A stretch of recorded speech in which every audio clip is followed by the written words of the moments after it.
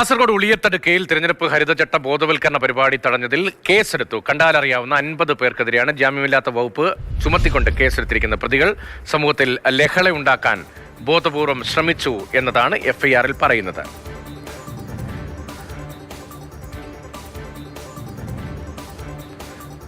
സാരംഗ് സുരേഷ് വിവരങ്ങളുമായി നമുക്കൊപ്പം ചേരുന്നുണ്ട്. സാരംഗ്, കണ്ടാലറിയാവുന്ന 50 പേർക്കെതിരെയാണ് കേസെടുത്തിരിക്കുന്നത്. ഈ സംഭവവുമായി ബന്ധപ്പെട്ട് എന്തൊക്കെ കൂടുതൽ വിവരങ്ങൾ കൂട്ടിച്ചേർക്കാൻ കഴിയും? രതീഷ്, ഇന്നലെ ഉച്ചയോടുകൂടിയാണ് കാസർഗോഡ് മധൂർ പഞ്ചായത്തിലെ ഉള്ളിയടുക്ക ടൗണിൽ വെച്ച് ഇത്തരത്തിലൊരു പ്രശ്നമുണ്ടാകുന്നത്.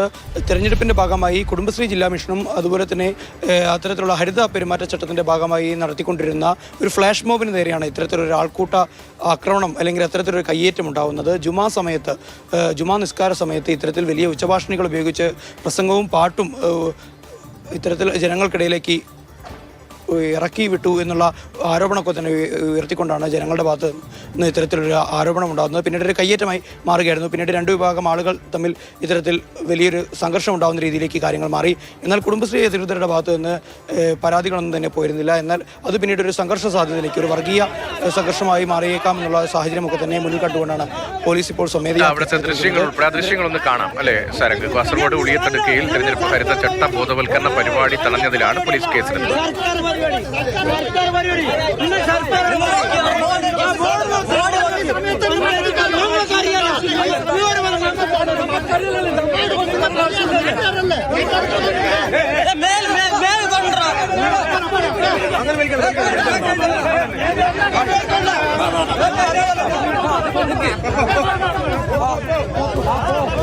ഒരു വലിയ സംഘർഷാന്തരീക്ഷമായിരുന്നു. ഈ പ്രകോപനം എന്താണ്? ഇവർ വാദിക്കുന്ന എന്താണ്? എന്തുകൊണ്ട് ഈ പരിപാടി നടത്താൻ പാടില്ല എന്നതാണ്? ഇതിനു പിന്നിലെ ഒരു സ്വഭാവം എന്താണ്? ആ പ്രദേശത്ത് വലിയ സംഘർഷത്തിനുള്ള സാധ്യത ഉണ്ട് എന്ന സാഹചര്യം നേരത്തെ ഉണ്ടോ? ഇപ്പോഴും സംഘർഷബാധിത മേഖലയാണോ?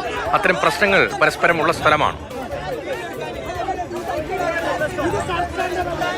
രതീഷ്, മുൻപ് പലതവണ ഇത്തരത്തിൽ ഒരു കാലഘട്ടത്തിലൊക്കെ തന്നെ വലിയ തോതിൽ വർഗീയ സംഘർഷങ്ങളൊക്കെ തന്നെ ഉണ്ടായ ഒരു മേഖലയാണ് ഈ മധൂർ പഞ്ചായത്ത് അടക്കം ഉൾപ്പെടുന്ന കാസർഗോഡ് ജില്ലയിലെ പല മേഖലകളും. അതിൻ്റെയൊക്കെ തന്നെ അടിസ്ഥാനത്തിൽ തെരഞ്ഞെടുപ്പ് സമയത്ത് പ്രത്യേക ശ്രദ്ധ കൂടി ഇത്തരത്തിൽ അവിടെ ഉണ്ടാവാറുണ്ട്. അതിനിടയിലാണ് ഇത്തരത്തിൽ തെരഞ്ഞെടുപ്പ് പ്രചരണത്തിന്റെ ഭാഗമായി ഹരിത പെരുമാറ്റച്ചട്ടത്തിന്റെ പ്രചരണാർത്ഥം കുടുംബശ്രീ ജില്ലാ മിഷൻ ഇത്തരത്തിലൊരു ഫ്ലാഷ് മോബ് സംഘടിപ്പിക്കുന്നത്. ജില്ലയിലെ മുഴുവൻ തദ്ദേശ സ്ഥാപനങ്ങളിലും ഓരോ തെരഞ്ഞെടുപ്പ് കേന്ദ്രങ്ങളിൽ ഇത്തരത്തിൽ പരിപാടികൾ നടത്തിയിരുന്നു. എന്നാൽ ജുമാ നിസ്കാരത്തിന് സമയത്ത് അത് തടസ്സപ്പെടുത്തുന്ന രീതിയിൽ, പ്രാർത്ഥന തടസ്സപ്പെടുത്തുന്ന രീതിയിൽ വലിയ ശബ്ദത്തിൽ പാട്ട് വെച്ചു എന്ന് ആരോപിച്ചുകൊണ്ടാണ് ഒരു കൂട്ടം സ്ത്രീകൾക്ക് നേരെ ഇത്തരത്തിൽ ആളുകൾ വലിയ രീതിയിൽ അക്രമം നടത്തുന്ന രീതിയിലേക്ക് പോയത്. അത് പിന്നീട് രണ്ട് വിഭാഗത്തിൽ നിന്നുള്ള ആളുകൾ എത്തി അങ്ങോട്ടും ഇങ്ങോട്ടും വെല്ലുവിളിക്കുന്ന, പ്രകോപന രീതിയിൽ മുദ്രാവാക്യം വിളിക്കുന്ന രീതിയിലേക്കൊക്കെ കാര്യങ്ങൾ മാറിയിരുന്നു. അതിനെ തുടർന്ന് പിന്നീട് പോലീസ് സ്വമേധയാ കേസെടുക്കുകയായിരുന്നു. ഇപ്പോൾ ഇന്നലെ വൈകിട്ട് തന്നെ 4ഓളം ആളുകളെ ഇതിന്റെ ഭാഗമായി തന്നെ പോലീസ് കസ്റ്റഡിയിലെടുത്തിരുന്നു. അതിൽ 2 പേർ SDPI പ്രവർത്തകരാണ് എന്നുള്ള വിവരങ്ങളാണ് ഏറ്റവും ഒടുവിൽ വന്നിരുന്നത്. അതിന്റെ ഭാഗമായി തന്നെ ഇപ്പോൾ 50ഓളം ആളുകൾക്കെതിരെ, കണ്ടാൽ തിരിച്ചറിയാവുന്ന 50ഓളം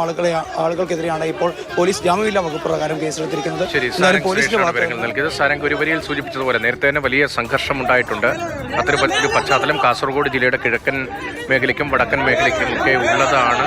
ഒരു കനൽ വീണാൽ അത് കത്തി പടരാൻ അധിക നേരം വേണ്ടാത്ത പല ചരിത്രവും നേരത്തെ ഉള്ളതാണ്. ചന്ദ്രഗിരിപ്പുഴയുടെ അക്കരയും ഇക്കരയുമായി പല വർഗീയ സംഘർഷങ്ങളും ഉണ്ടായിട്ടുണ്ട്. അത് മാതൃഭൂമി പത്രം ഉൾപ്പെടെ ആ വാർത്തകൾ അത് കൂടുതലായി അന്ന് വളരെ ഗൗരവത്തിൽ നൽകാതിരുന്നിട്ടുണ്ട്. കാരണം അവിടെ സംഘർഷം പടരാതിരിക്കുന്നതിന്റെ ഭാഗമായി ഇപ്പോൾ വീണ്ടും സമാനമായ ചില സംഭവങ്ങളിലേക്ക് കാര്യങ്ങൾ പോകുമോ എന്ന ആശങ്കയുടെ പശ്ചാത്തലത്തിൽ കൂടിയാണ് പോലീസ് 50ഓളം പേർക്കെതിരെ ഇപ്പോൾ ലഹളയുണ്ടാക്കാൻ ബോധപൂർവമായി ശ്രമിച്ചു എന്നതടക്കമുള്ള കുറ്റങ്ങൾ ചുമത്തിക്കൊണ്ട് കേസ് എടുത്തിരിക്കുന്നത്.